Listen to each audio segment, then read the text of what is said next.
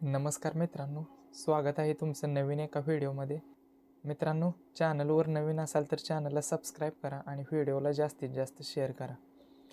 मित्रांनो, काल शेलू या ठिकाणी भव्य आणि दिव्य बिनजोडचं मैदान होतं. त्या मैदानामध्ये आपला लाडका रुस्तमे हिंद केसरी आणि षष्टमे हिंद केसरी बकासूर त्याची थोडीशी टाकाटाकीत हार झाली.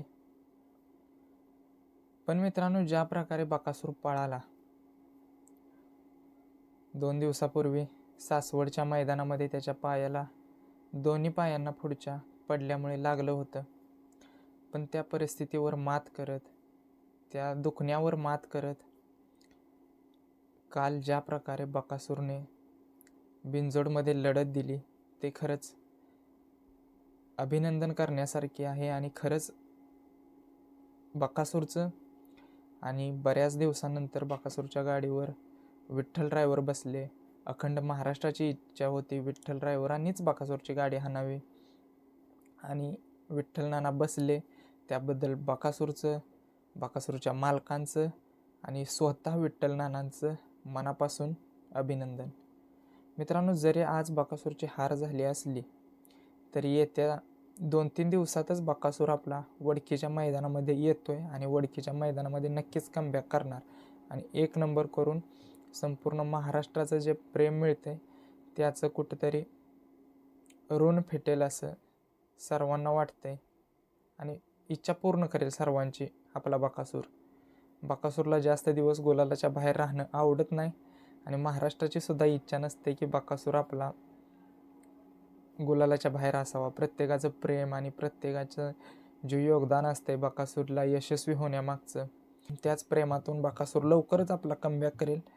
त्यानंतर मित्रांनो, आता बकासूरची हार का झाली तर मित्रांनो, बकासूरची हार होण्यामागचं कारण म्हणजे एकतर बकासूर 1 ते 1.5 वाजता खाली पळण्यासाठी गेला होता. शर्यत आधी फिक्स झाली होती. शर्यत ही सुलतान म्हणून एक बैल आहे मुंबईचा, त्याच्या विरुद्ध ठरलेली होती.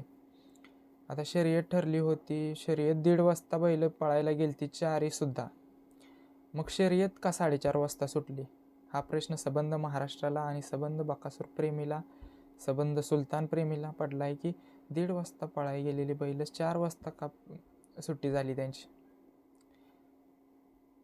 तर मित्रांनो, तिथे एकूणच असणारी गाड्यांची नोंदणी जवळजवळ 300 ते 350 गाड्यांची नोंदणी झाली होती आणि बकासूरच्या पुढे अनेक गाड्यांचे नंबर होते. तिथे असणारे समालोचक असतील ते वारंवार पुकारत होते की सुट्टी पंच बकासूरची गाडी सोडा, म्हणजे थोडंफार गर्दी जी बघायला लोकांची गर्दी आहे ती थोडीफार कमी होईल आणि मग मैदान थोडंसं स्पीडमध्ये पुढे वाटचाल करेल. पण मित्रांनो, तसं काही झालं नाही. शेवटी बकासूरची गाडी सुटायची तेव्हा सुटली आणि तुम्ही मध्ये मध्ये बघतच होता पब्लिकची किती गर्दी होती. पब्लिक फाटीतच होतं.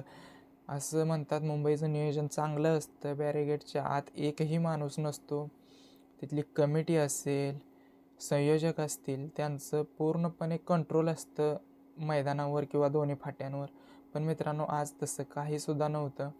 आज पूर्णपणे पब्लिक हे फाटीमध्येच होतं आणि त्यामुळे बकासूरची गाडी सुटतानाच अर्धा तास लेट झाली सुट्टीला गेल्यावर, कारण ते पब्लिक सरतच नव्हतं साईडला. आणि त्यानंतर सुट्टी झाली आणि पब्लिक कापत कापत कापत बकासूर आला. पण मित्रांनो, थोड्याशा अंतरानं बकासूरची हार झाली. पण जे पण झालं, पुन्हा एकदा बकासूर मैदानात दिसला, संपूर्ण महाराष्ट्राला आनंद झाला. पुन्हा एकदा विठ्ठल नाना बकासूरच्या गाडीवर दिसले, त्यामुळे सुद्धा महाराष्ट्र दुगना आनंद झाला. हार जीत ही नाण्याच्या 2 बाजू आहेत मित्रांनो. आज हार आहे, उद्या जीत आहे. त्यामुळे बकासूरचे चाहते याला घाबरत नाहीत, कारण हार आणि जीत असते. त्यानंतर मित्रांनो, दुसरा विषय, सर्जा का नाही पळाला बकासूरसोबत. तर ही शर्यत बकासूरची होती आणि दुसरी जी शर्यत होणार होती ती बकासूरच होता सर्जाबरोबर. पण मित्रांनो, आता बकासूर 1.5 वाजता खाली पळायला गेलता. त्यानंतर बकासूरचे मालक असतील सचिन शेठ घरत, ते त्यांना वारंवार समालोचक असतील किंवा आयोजक पुकार देत होते की तुमचे जे व्हॉट्सॲपवर ठरलेली शर्यत आहे म्हणजे सर्जा विरुद्ध लक्षा, त्या गाडीची नोंदणी करा किंवा पावती जमा करा आणि शर्यतीसाठी बैल खाली घेऊन जावा. पण मित्रांनो, त्यांना टायमिंग होतं ते 3 ते 3:30 दरम्यान त्यांची शर्यत होणार होती. पण बकासूरची गाडी इकडे सुटली नसल्यामुळे ते आले नाहीत आणि त्यानंतर 4 वाजता तर त्यांनी आयोजकांनी किंवा समालोचकांनी डायरेक्ट घोषित केलं की तुमची शर्यत आता कॅन्सल झालेली आहे. त्यामुळे तुम्ही काही नियमांच्या विरोधात गाडी पळवू नका आणि पळवले तर आयोजकांना, जी शर्यत शेलूमध्ये ज्या आयोजकांनी कमिटीने आयोजित केली होती त्यांना 51,000 रुपये दंड अखिल भारतीय बैलगाडी संघटना ठाणे यांना देण्याचा दंड पडू शकतो. त्यामुळे ती गाडी कॅन्सल करण्यात आली आणि मैदान मित्रांनो तसं गर्दीमुळे थोडंसं आयोजकांच्या कंट्रोलमधून गेलं होतं. पण मित्रांनो, एवढं सांगेल की मैदान इथून पुढे चांगले होतील. मुंबईला बिनजोड असेल किंवा घाटावरती आणि बकासूर येत्या वडकीच्या मैदानामध्ये कमबॅक करेल. सर्जा सुद्धा येईल मित्रांनो. सर्जाची बिनजोड आता पुढे, पहिलीच बिनजोड होती, पुढे कधी होते आता ते बघण्यासारखं होईल. आता रणजित सरांची दुसरी बिनजोड होती आणि ही बिनजोड तर झाली नाही मित्रांनो. त्यामुळे थोडेसे ते नाराज असतीलच.